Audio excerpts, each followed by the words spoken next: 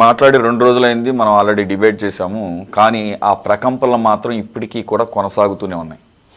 జగన్మోహన్ రెడ్డి గారు అమరావతి మీద చేసినటువంటి వ్యాఖ్యలు, అది కూడా నేషనల్ మీడియాతో కూడా మాట్లాడుతూ ఆయన ప్రవచించినటువంటి ఆ వ్యాఖ్యలకి ఇప్పటికీ కూడా సోషల్ మీడియా కానీ మెయిన్ స్ట్రీమ్ మీడియాలో కానీ చర్చోపై చర్చలు, మేధావులతో సహా అందరూ స్పందిస్తున్నారు, మాట్లాడుతున్నారు. దాదాపుగా ఒకటే రకమైనటువంటి అభిప్రాయం చెప్తున్నారు. ఇకపోతే ఆయన రెండో విడత పూలింగ్ను కూడా ప్రస్తావించారు. యాక్చువల్గా రెండో విడత పూలింగ్ మొదటిసారి ప్రతిపాదించినప్పుడు కొంత వ్యతిరేకత వచ్చిన మాట వాస్తవం. రైతుల్లో కాదు, అక్కడ ఓవరాల్గా మనలాంటి వాళ్ళు కూడా విస్మయం చెందినటువంటి పరిస్థితి. ఇది ఎటువంటి పరిణామాలకు దారితీస్తుందో అని చెప్పేసి అనుకున్నాము. డిబేట్లు కూడా చేశాం. ఒక 6 months బ్యాక్ అనుకుంటారు, 1 year బ్యాక్, ఎప్పుడైతే ఫస్ట్ ప్రపోజల్ వచ్చిందో.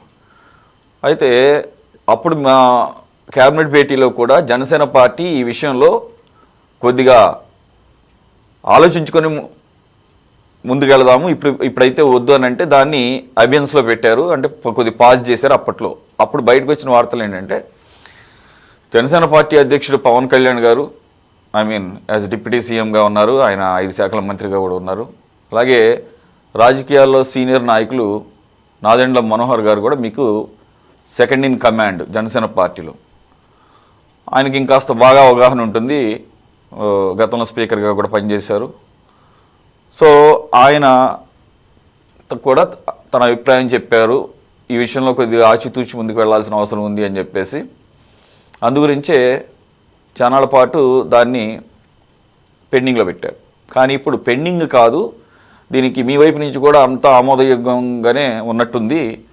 మరి చంద్రబాబు నాయుడు గారు కన్విన్స్ చేశారో, అలాగే ఇప్పుడు దాదాపుగా రైతులు కూడా కన్విన్స్ అయిపోయారు. అక్కడ బాగానే ఇస్తున్నారు. 1 hour గంటలో 350 నుంచి 400 ఎకరాలు అంగీకార పత్రాలు ఇచ్చేస్తున్నారు.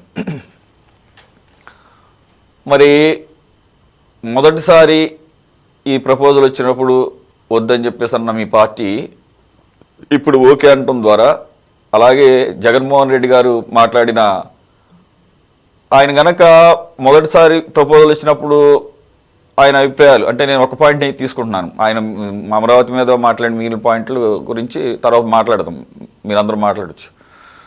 ఈ సెకండ్ ఫేజ్ ఆఫ్ పూలింగ్ గురించి కనుక అప్పుడు అనుంటే రైట్, కరెక్టే కదా, మరి కూటమి లో ఉన్నటువంటి జనసేన కూడా అభ్యంతరాలు చెప్పిందని చెప్పేసి బయటకు వచ్చింది కదా, అఫీషియల్గా కాకపోయినా ఆన్ రికార్డు కాకపోయినా మంత్రివర్గంలో ఈ రకమైన చర్చ జరిగిందంట. అంటే జగన్మోహన్ రెడ్డి గారు దానికి తగ్గట్టుగానే మాట్లాడారు, పర్లేదు అనుకోవచ్చు. కానీ ఆయన ఇప్పుడు అసలు ఓవరాల్గా అమరావతి వద్దన్నట్టుగా మాట్లాడుతున్నాడు ఆయన. సో ఏంటి సార్, మరి కూటమి తరపున, కూటమిలో భాగస్వామిగా ఉన్నటువంటి మీరు ఆయన్ని ఏ విధంగా కనిపించారు? మీరు ఆల్రెడీ కన్విన్స్ అయ్యారని అర్థమైంది. మరి జగన్మోహన్ రెడ్డి గారిని కన్విన్స్ చేయడం ఎలా? ముందు ప్రజలు కన్విన్స్ అయిపోయారు. మీరు చెప్పినట్టు గంటల్లో వందలాది ఎకరాలు స్వచ్ఛందంగా ఇవ్వడానికి వచ్చారంటే వాళ్ళు ఒక నమ్మకాన్ని కలిగి ఉన్నారు. కూటమి ప్రభుత్వం ఒక నమ్మకాన్ని క్రియేట్ చేసుకుంది. మొదట ఆలోచించి నిర్ణయం తీసుకొని కన్విన్స్ అయ్యారు. ఒక చక్కటి ప్రణాళికతో, ఒక మంచి వ్యూహంతో పవన్ కళ్యాణ్ గారు అయితే, చంద్రబాబు నాయుడు గారు అయితే, గౌరవ ప్రధాని నరేంద్ర మోడీ గారు అయితే ముందుకెళ్తున్నారని చెప్పుకోవచ్చు. దానికి నిదర్శనమే రాజధాని నిర్మాణానికి కేంద్ర ప్రభుత్వం నుంచి ఫండ్స్ తీసుకురావడం. ఇంకా మొదటి నుంచి కూడా అమరావతి మీద విషయం కక్కుతూనే ఉన్నాడు జగన్మోహన్ రెడ్డి గారు. రాజ్యాంగంలో రాజధాని గురించి లేదు, రాజు ఎక్కడుంటే అక్కడే రాజధాని అని పిచ్చి పిచ్చి మాటలు మాట్లాడుతున్నారు. ఎంత ప్రమాదం నుంచి మనం బయటపడ్డామా అనిపిస్తుంది ఆయన మాటలు వింటుంటే. ఏ రాజ్యాంగం ప్రకారం 3 రాజధానులు అన్నాడు? 3 రాజధానుల్లో 3 ముఖ్యమంత్రులు ఎక్కడి నుంచి తీసుకొస్తారు అని చెప్పి సందేహం అయితే కలుగుతుంది. ఎంతసేపటికి కక్షపూరితమైన రాజకీయాలు తప్పిస్తే అభివృద్ధి పదంలో రాష్ట్రం ముందుకెళ్తుంది, దానికి ఉపయోగకరమైన ఏమైనా చేస్తాం అనేది ఆలోచన లేదు. నిన్నటి స్టేట్మెంట్లు చూస్తే మరీ దారుణంగా ఉన్నాయి. నదీ గర్భంలో ఇసుక తవ్వకాలు ఆపండి అని చెప్పి గ్రీన్ ట్రిబ్యునల్ నుంచి మన నోటీసులు ఇస్తే అవి యథేచ్ఛగా అక్రమంగా దోచుకొని తిన్నారు. నది గర్భానికి నది తీర ప్రాంతానికి తేడా తెలియకుండా పోయింది మా జగన్మోహన్ రెడ్డికి. సింధు నాగరికత అయితేవి మరి అభివృద్ధి పడిన అన్ని జిల్లాలు కానీ ఇవన్నీ కూడా నదీ పరివాహక ప్రాంతాల్లో ఉన్నాయన్న ఇంగిత జ్ఞానం లేకుండా పోయింది.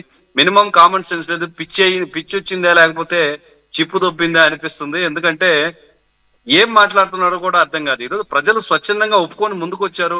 రాజధాని నిర్మాణం ప్రతిష్టాత్మకంగా జరుగుతుంది. మొత్తం మన దేశం మొత్తం కూడా రాజధాని వైపు చూసే విధంగా మన మున్సిపల్ కార్పొరేషన్ మంత్రి గారు మన నారాయణ గారు అయితేమి, చంద్రబాబు నాయుడు గారు అయితేమి దాన్ని ఒక విప్లవం లాగా చేస్తా ఉన్నారు. అంటే తెలుగు వాళ్ళకి 10 సంవత్సరాలు అయింది ఇక్కడి నుంచి, అదే సీమాంధ్ర ప్రజలు విడిపోయి 10 సంవత్సరాలు అయింది. 10 సంవత్సరాలకి ఇప్పటికీ రాజధాని అనేది చెప్పుకోవడానికి లేకుండా పోతుంది.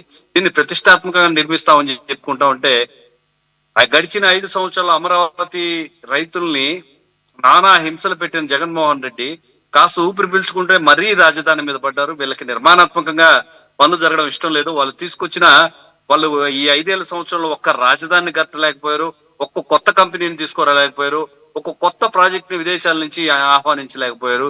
చేసేది ఏమీ లేకపోయినా కూడా ఒక్కసారి అని ఛాన్స్ తో ఇంకా కనుమరుగైపోయే పరిస్థితి ఉంది. అభివృద్ధి అనేది గాలి కుదిరేసి ఎంతసేపటికి దోచుకొని తినడమే, ప్రత్యక్ష దాడులు, అవతల నాయకుల మీద అధికారంలో ఉన్నా సరే ప్రతిపక్షంలో ఉన్నా సరే నోటుకొచ్చినట్టు దుర్భాషలాడు పైన పడుతుంది తప్పిస్తే నిర్మాణాత్మకంగా అభివృద్ధి పరుస్తాము రాష్ట్రానికి చేసిన మేలైతే ఏం లేదు. ఒక్కటంటే ఒక్క మంచి పని కూడా జగన్మోహన్ రెడ్డి చేయలేదనే చెప్పుకోవాలి. అతని ఆలోచన రాహిత్యానికి ఇది నిదర్శనం. ఇందాక కొంతమంది మేధావులు అంటూ పవన్ కళ్యాణ్ గారు, చంద్రబాబు నాయుడు గారు ఎందుకు అరుస్తున్నారు అంటే, ఊరికే మనం బయట పల్లెల్లో కట్టిపోయినప్పుడు సన్న దోమలు మొహాలు తిరుగుతూ ఉంటాయి, మన పని ఏదో చేసుకుంటా ఉంటాయి, ఊరికే డిస్టర్బెన్స్ అవుతాయి. వాటిని ఎందుకు లేని వదిలేసాయంటే మన నవరంధ్రాల్లోకి వెళ్ళిపోయేసి ఇన్ఫెక్షన్ గురయ్యేదానికి అవకాశం ఉంది. వీళ్ళ కసి, వీళ్ళ కడుపు మంట, రాజధాని ఆపాలి, రాష్ట్రం అభివృద్ధి పడకూడదు, ఏ నియోజకవర్గానికి ఆ నియోజకవర్గం అభివృద్ధి పదంలో పోతుంది, నాయకులందరూ కూడా ప్రజల్లో మమేకం అయిపోతున్నారు, మళ్ళా ఇక మాకు రాష్ట్రం ప్రభుత్వం మాకు చేతిలోకి రాదేమో అని పెచ్చ చేష్టలు, పెచ్చ మాటలు. ఇప్పటికీ కూడా వాళ్ళకి నిబద్ధత అనేది లేదు. రాష్ట్ర ప్రభుత్వంలో 11 సీట్లు మీకు ఇచ్చారు, చాలా తక్కువ ఇచ్చినా కూడా ఆ 11 మంది కూడా దొంగ సంతకాలు పెట్టి జీతాలు తీసుకుంటున్నారే గాని ప్రజాక్షేత్రంలో తిరిగి వాళ్ళ సమస్యలు కనుక్కొని నిజంగా మీరు నిర్మాణాత్మకంగా ఏమైనా సమస్యలు ఎత్తి చూపే పని అయితే అసెంబ్లీకి వచ్చి కూర్చొని మాట్లాడాలే గాని ప్రెస్ చేతికి వచ్చినప్పుడల్లా గతంలో మనం అనుకున్నాం, ప్రెస్ కాన్ఫరెన్స్ కానీ ముందుకు వచ్చేటప్పుడు ప్రజలకి నిజాలు తెలియజేస్తాం, వాళ్ళు పడే కష్టాలు తెలియజేస్తాం, వాళ్ళకి రావాల్సిన అభివృద్ధి తెలియపరుస్తాం అని చెప్పి తెలియజేయాలి. నిన్నటి రోజున పవన్ కళ్యాణ్ గారిని చూసినట్లయితే అంత పెద్ద వేదికగా నాయకుడు అవసరం లేని రాజ్యం కావాలి, ఎవరికి అవసరం ఉన్నా కూడా ఎమ్మెల్యేలని మంత్రుల్ని అడగకుండా నేరుగా యంత్రాంగం ఎవరైతే ఉన్నారో వాళ్ళు పని చేసి పెట్టాలని చక్కటి సందేశాలు ఇస్తుంటే మన కూటమి నాయకులు తను లేచిన కాడి నుంచి అదొద్దు అంటాడు, ఇదొద్దు అంటారు. రోజానే వచ్చి పోలీస్ వ్యవస్థ అంతా ఎడని దూకి చచ్చిపోవాలంటారు. ఎవరు బతకూడదు. గతంలో పోటీ చేసిన వైసీపీ నాయకులు, ఇప్పుడు ఆస్పిరెంట్స్ తో ఉన్న వైసీపీ నాయకులు తప్పిస్తే ఎవరు బాగుపడే ఉద్దేశం అయితే జగన్మోహన్ రెడ్డికి కానీ వైఎస్ఆర్సీపీ ప్రభుత్వానికి కానీ లేదనిపిస్తుంది. ప్రజల నమ్మకాన్ని కోల్పోయిన వైసీపీ ప్రభుత్వం దివాలా కోరుతానాన్ని చూపిస్తుందనే చెప్పాలి. కల్తీ నెయ్యి విషయంలో అయితేమి, పీపీపీ విధానంలో అయితేమి ఎక్కడ కూడా స్పష్టత లేదు. కేవలం ఎదురులను పోసుకోవడం తప్పిస్తే రాష్ట్రానికి వైసీపీ పార్టీ వల్ల ప్రయోజనం లేదు. ఒక్క సీటు కూడా రాకుండా పోయే పరిస్థితి రాబోయే రోజుల్లో ఎదురవుతుందని ఖచ్చితంగా అయితే చెప్పగలమండి. Right sir.